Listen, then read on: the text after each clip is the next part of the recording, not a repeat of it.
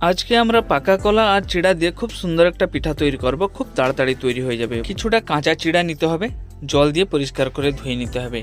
ধুয়ে নেবার পর জলটাকে বার করে দিয়ে আবার এতে জল দিয়ে আমরা 10-15 মিনিট এটাকে ভিজিয়ে রেখে দেবো। কম করে জল দেবো। 10-15 মিনিট পর দেখবেন এটা খুব সুন্দর, এটা নরম হয়ে গেছে। এতে আমরা পাকা কলা দিয়ে দেবো, পরিমাণ অনুযায়ী চিনি, নারকেল খুলে ছোট ছোট পিস করে, তারপরে চীনাবাদামকে ভেজে পরিমাণ অনুযায়ী লবণ দিতে হবে, একটা দুটা এলাচ থেতো করে দিতে হবে, একটুখানি পানমৌরি আর দুধ দিয়ে এটাকে ভালো করে চটকিয়ে নিতে হবে। এবারে ছোট ছোট পিস করে মিডিয়াম আঁচে এগুলোকে ছেঁকে নিতে হবে।